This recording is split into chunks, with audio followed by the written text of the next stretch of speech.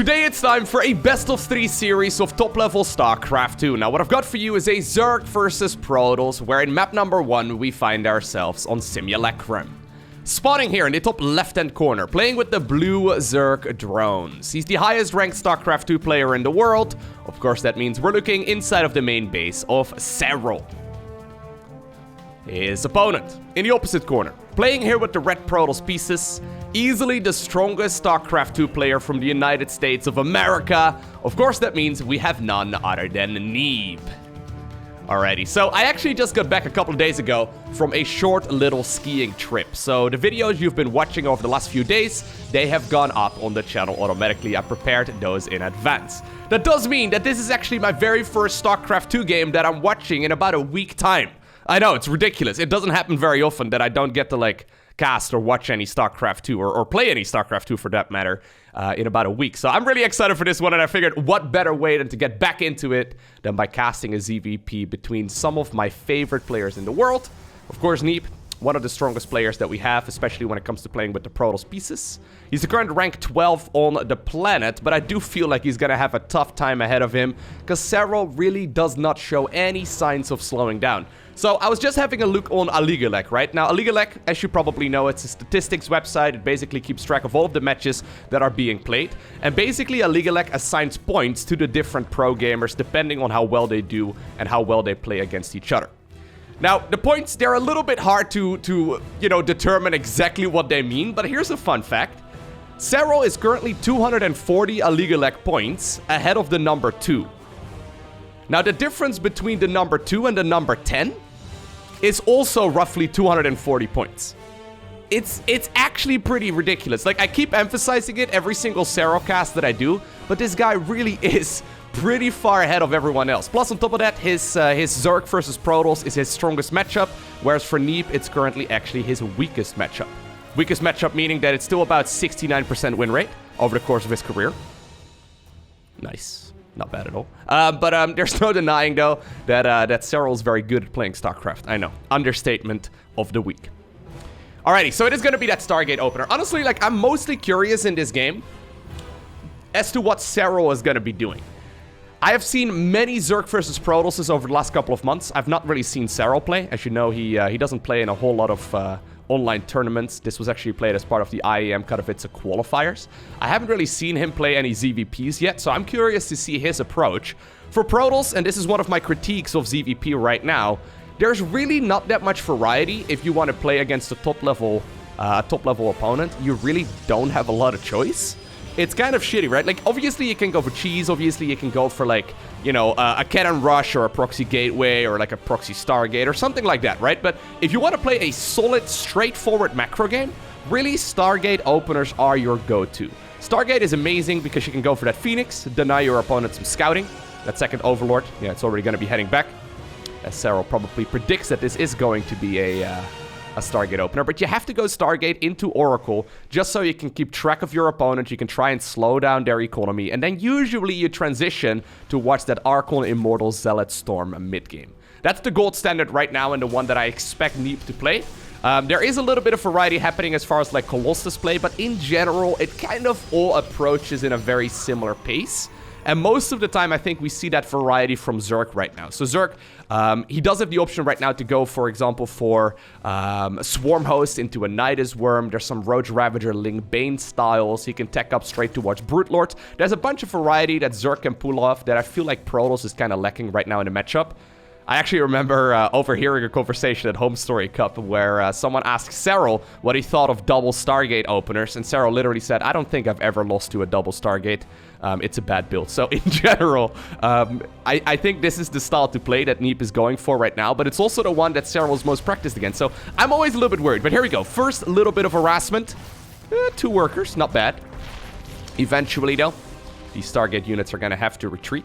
Third Nexus is already acquired. Now, I do like this. So standard timing for the third Nexus is about 5 minutes. So that does mean that that Neeb actually decided to take this Nexus a little bit sooner than most other players would want to. Did he actually just see the base? No, he didn't. So he's going to send in another Zergling. That's going to take a little bit of a loop around. But already, the second phase of the harassment plan is moving across the map as Neeb is now sending a bunch of adepts. I'm not sure about Adepts. I'm not sure about Adepts. I feel like this is something Serral is just going to defend with Zerglings alone. These do not have glaives, so it's not like it's going to be a super powerful, you know, Adept push. This is very much so a little bit of pressure, forcing some units out of the Zerg player. Let's see, though. Oracle's obviously still available as well. They've been accumulating energy. It's the second one right now, too. They're very good at killing Zerglings. Is he going to commit? Wow, he is going to commit. So that does mean that the Zerglings get the full wraparound. In the meantime, though, yeah, okay. The Phoenix does lift up the Queen. The Oracles are also dealing a little bit of damage there. In general, though, not a lot of workers have gone down. This time around, they decide to shade on over towards the third base as well. Drones are already hiding. Couple more reinforcing Zerglings are popping out, but Serral's already droning. Apparently, he's feeling confident he's going to be able to clean this up, no problemo. And this is what I mean, okay? This is not a good space to be in right now if you are the Protoss. Yeah, work count, pretty even. Yeah, he's got the third base, you know, coming up. He's going to be able to transition to apparently double Robo. It's all great, but this is the moment where Zerg is going to be left alone for the next couple of minutes. And I feel like whenever you're playing Protoss against Zerg, you can't really leave the Zerg alone for a couple of minutes because they will just simply skyrocket ahead in that economy or go for like a push that you can't really scout. I mean, at this point, Protoss is going to be in the dark. Zerg can do whatever they like, and getting a sentry kill is apparently the first of the things that Serral really likes. If he gets a second one as well, that would be huge. Okay, reasonable. Okay, so when it comes to like units lost right now, yeah, Zerg is still in a pretty tough spot there, but losing those 7 adepts feels way more painful. It's a little difficult to pinpoint as to exactly why that is, but I guess it's just like I've played a lot of Protoss versus Zerg, right? I guess it mostly comes down right now that Zerg can do whatever, and because of the larva mechanic that StarCraft 2 has, obviously, right? The fact that Zerg can produce tons of units all at once and make that transition very quickly.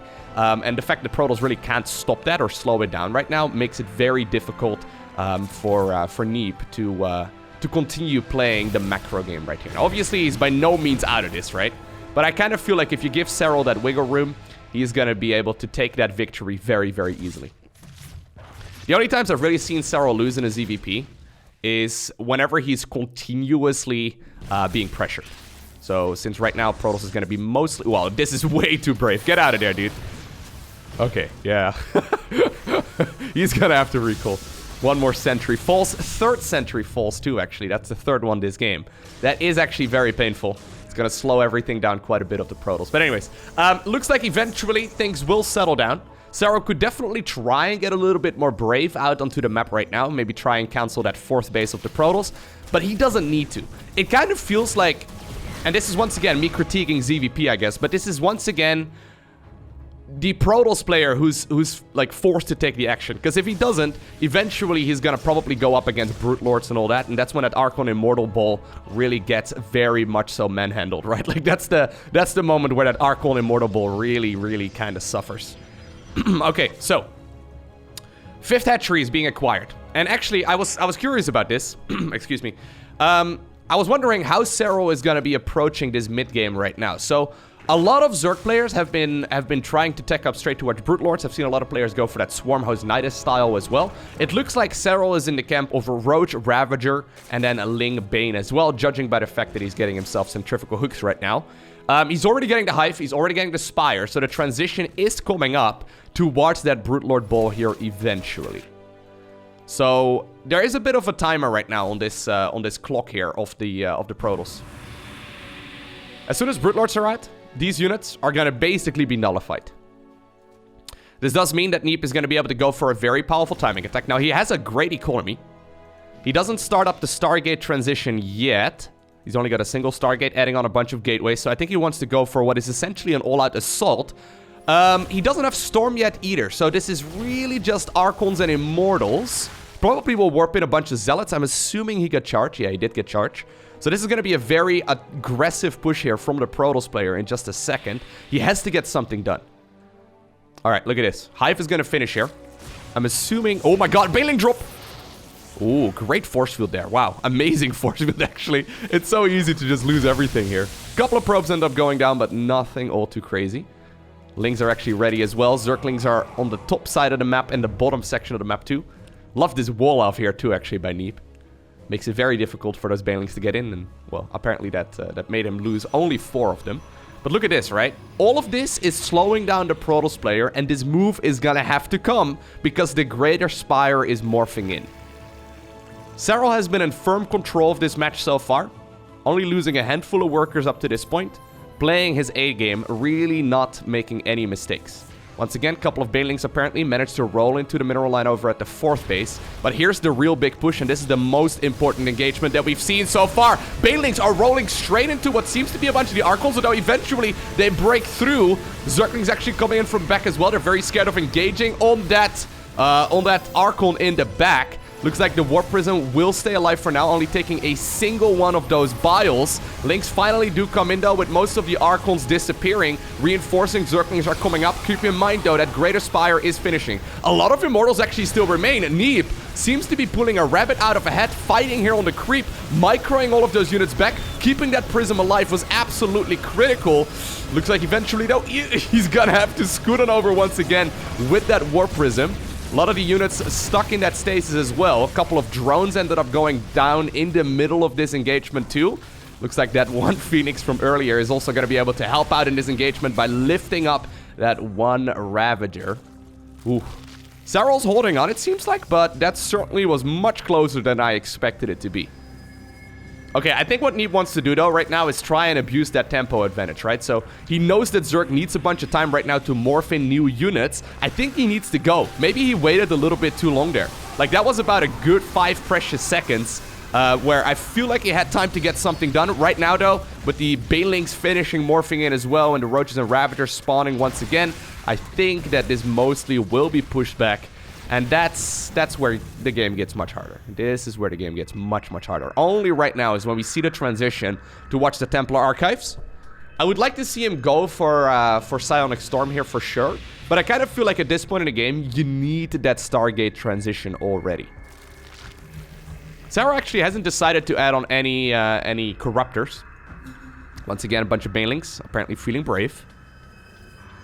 No Corruptors, actually. So he's gone Greater Spire, but nothing else. Once again, perfect force field. Beautiful move there by Neeb. Okay, so Psionic Storm. It will be coming up. I feel like this is the time in the game that Serral needs to go up towards that Broodlord count. If you get, say, like 8 Broodlords out at this point, what exactly is Neeb gonna do?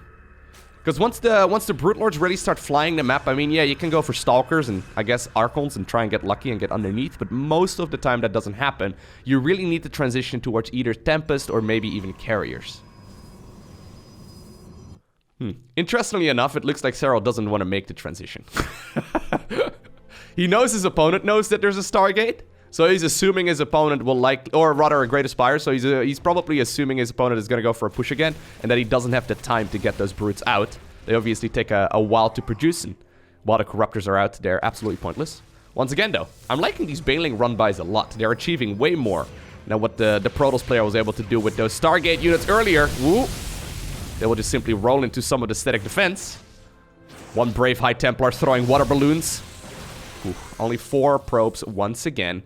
But in the meantime, Zerg is going up towards a very scary army. I realize, by the way, that I'm casting this as if Protoss is losing. Protoss is not losing. Protoss is actually in a really good spot. It's just that I've seen like 100 games of Serral in this exact same situation, and he just doesn't give it away. I don't think I've seen a game where Serral loses from this situation. Now, mind you, it's very easy to lose. The way that Zerg can mess up and the way that other top-level Zerg players mess up is by going, for example, for a bad engagement where the Banelings just don't get much done. If the Banelings, say for example, get force fielded in and then get stormed, it's game over. If the Banelings roll into Archons, it's also game over. The Banelings are absolute key here, and it comes down to the fight first and foremost. But it's the Zerg players want to mess up right now. 2 storms, beautifully baited out. Serral's gonna retreat. In the meantime, by the way, once again, oh my god, 24 additional probes end up going down, essentially forcing this fight to be the all-in. Serral has now killed 39 workers in total. A couple of Banelings actually connect right there with those High Templar too. The storms are absolutely critical, but look at the Baneling count. How many are there? There's 72 Banelings. He's making more. He's going up to 84 Banelings. I did math in a video. By the way, more probes have gone down. I'm not looking at the probe count anymore. It comes down to this fight. Protoss can easily win this with a good engagement, but there's just so much Zerg. Zerg is set up everywhere. Archons are not in the front. That means that the Banelings can connect relatively easily. Everything just gets absolutely blown up.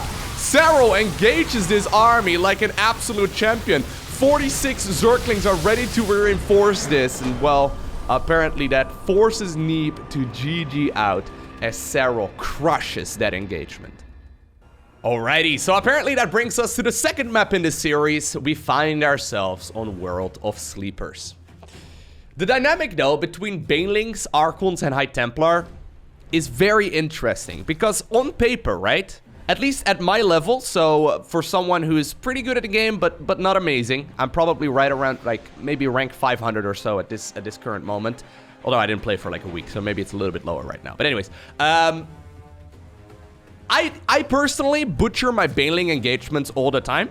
And I have really gotten some beautiful storms off on all of those Banelings as well while playing Protoss. It's very easy for Zerg to accidentally mess up that engagement. So when it comes to killing Archons, right? Say you want to kill an Archon with Banelings. It takes like 18 of them. It takes like 18 Banelings to kill one Archon. I'm not even exaggerating. I think it's either 17 or 18. Someone can probably do the math on it. But basically what I'm trying to say is that on paper, Banelings can never really get a favorable trait against that Archon bull. However, if Protoss is clumped up, obviously those Banelings will deal splash damage to a lot of other units. And if you can roll the Banelings into the gateway units, or even better, into the High Templar, it's absolutely game over. Now, it's weird because most of the top-level Zerg players also aren't that great when it comes to engaging with Banelings. Obviously, Dark can pull it off. I've seen Raynor pull it off as well. But most of the top-level Zerg players kind of struggle in that situation of the game as well. Yet Serral seems to always get the favorable traits, despite him engaging what seems to be, a little bit crazily. Now, there's actually a Forge coming up. Neeb wanting to go for a little bit of cheese in this second game? Really? It's not gonna happen, dude. There's no way. He's actually trying to cannon rush Serral? Okay, no, he cancels the pylon. Alright. Yeah, very calculated move there as well. 2 additional drones came up. There's no way, my man. There's no way that this is gonna happen. He already actually ended up canceling the Forge, gets that cybernetics core going, but this is already a bad situation right now for the Protoss. Doesn't seem that significant, but this gives Serral probably about a 10-15 second advantage. And, well, once again, we've seen him take those advantages and run away with them. You know what's weird? I've actually been struggling really badly in ZVP, personally. Most of the games that I currently play on the ladder are very much so the Protoss player going for what seems to be what Neeb is going for. So they go Stargate Opener first, then they transition into that Archon Immortal Zealot mid-game, and then they transition towards that maxed out Turtle Skytos.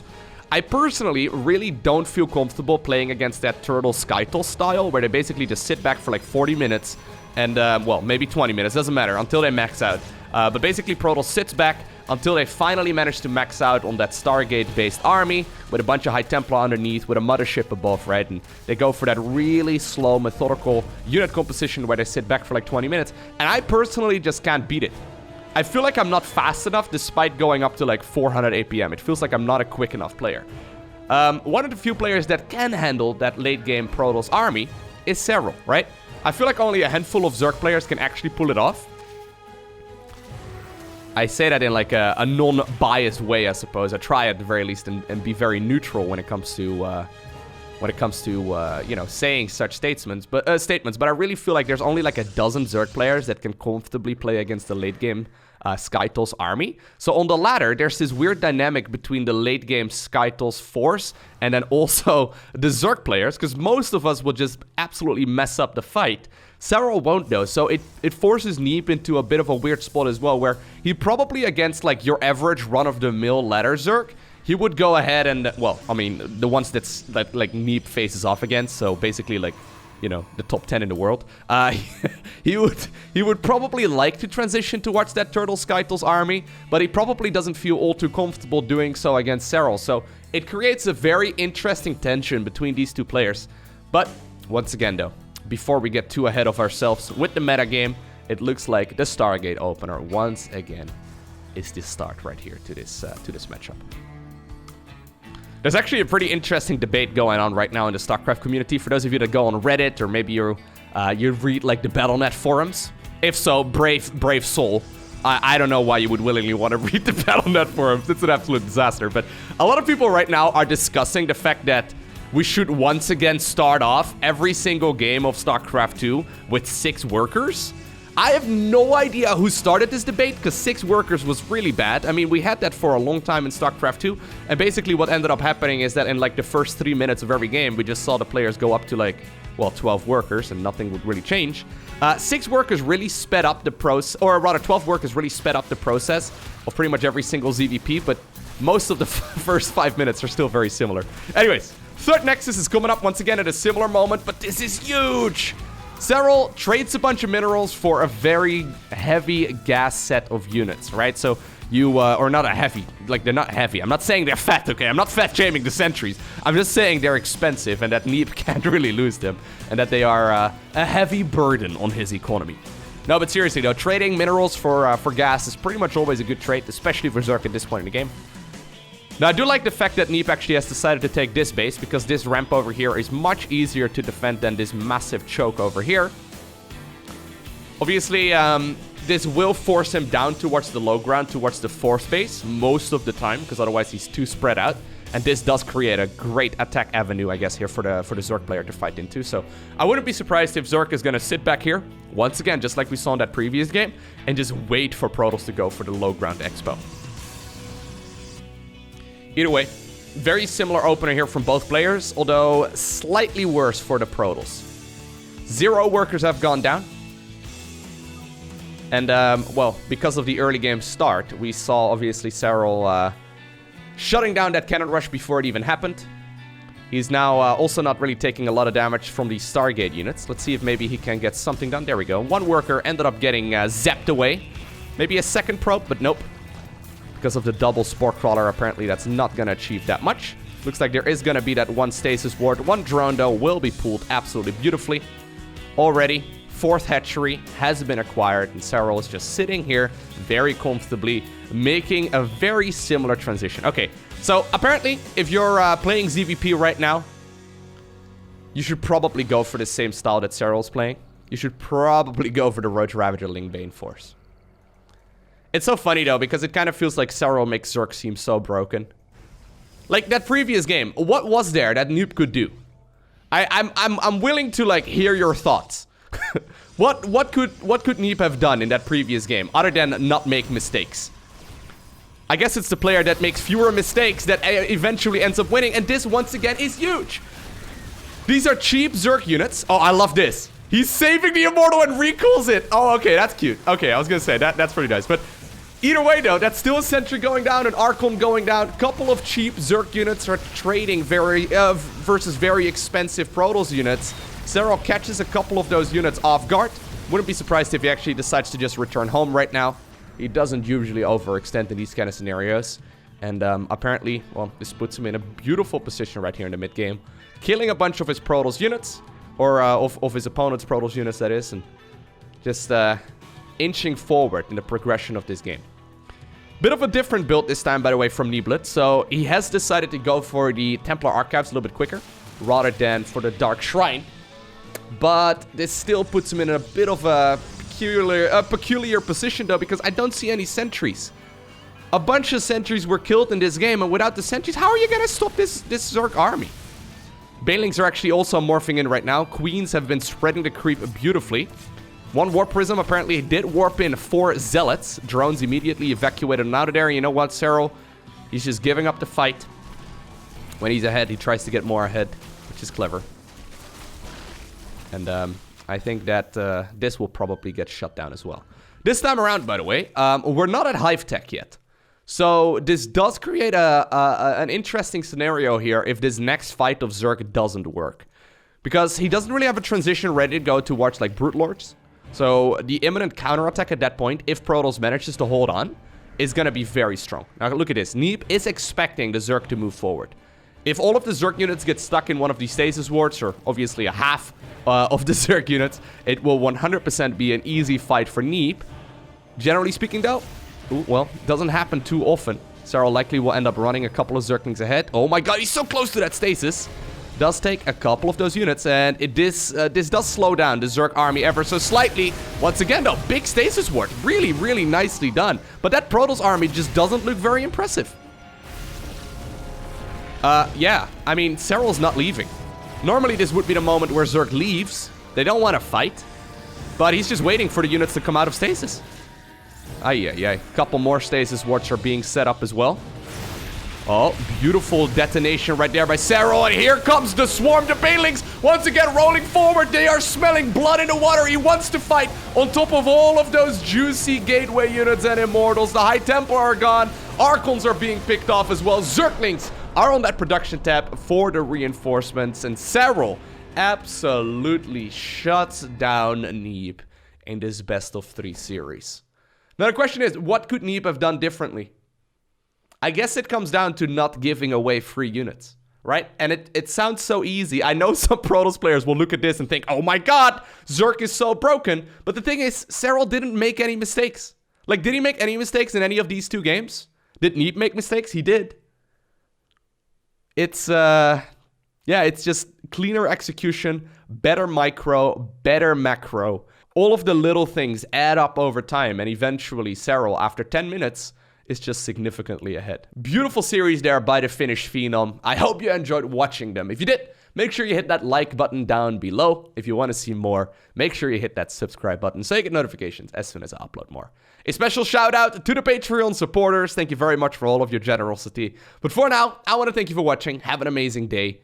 Do not forget to smile alright, and I will see you once again in the next one.